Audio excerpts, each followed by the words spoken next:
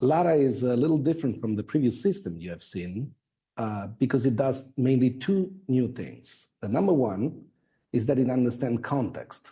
So previous translation system will translate the same content in the same way, it doesn't matter what the context is.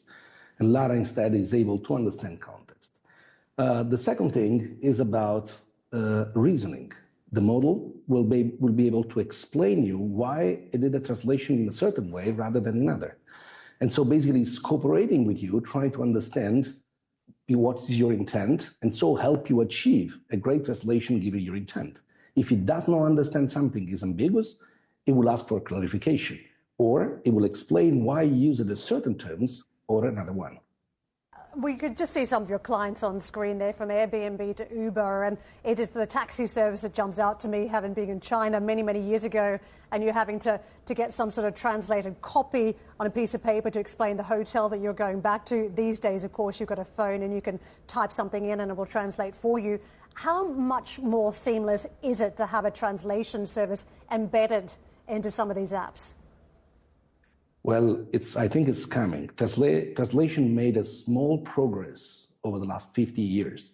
You know, it was very funny 15 years ago with some very funny translations, but it made constant progress. And now we're in a tipping point. We're at a point where for the first time ever, the machine is translating with a quality for conversation, so simple text, on par with the professional translator. So I think that now that the technology is available, it will be implemented in all the use cases.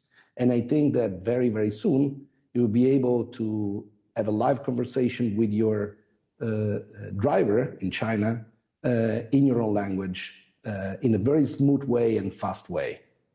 Marco, I'm going to ask a very obvious question for me, from my point of view, having covered so many tech events.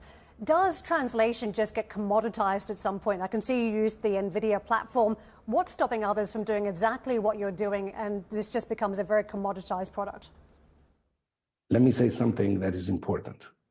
Language is probably the most human thing we have, and it was the biggest factor for human evolution. We're different from all the other species because we have developed complex language. And with language, we understand each other, we cooperate, and we plan the future. So translation today, but no, this is happening only at a small scale. My parents only speak Italian, 2% of the world knowledge. They are missing most of the information. So as soon as we unlock translation, we create the universal translator and everybody can actually understand everything and be understood. Well, I think the market will be extremely bigger. I think that this show, for example, when translation would be super high quality, real time, and almost free, I think this show will be in 200 languages. Why not? So while certain things are getting commoditized, I think there is an extremely big latent demand in translation that will show up. Yeah, I hear you, Marco. I personally feel quite sad about it. I quite like being rubbish in about 6 different languages, but I hear what you're saying. And it's kind of going to take away something socially, I believe. But I get the technology. But I agree with what you and Karen were saying, especially what you just said there, Marco, that it's going to be ubiquitous and it's going to be virtually free as well. So where's the profit angle going to be? Well, you know, when you create content, basically content gets created with very different costs.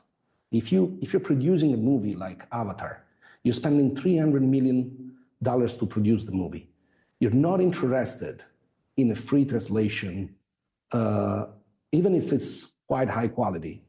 The amount of investment you put in translation is proportional to the amount of investment you put in the original content. So it's very, very broad range. And for that reason, the more we allow people to communicate, the more there will be international business, the more there will be premium content that absolutely requires multiple levels of quality steps from humans and machines together and multiple steps. So I think that human translation market this year is 67 billion and has been growing 7% average over the last 10 years. And I've never seen a slowdown of that, even if, you know, we went from zero use of AI in professional translation business to 100%.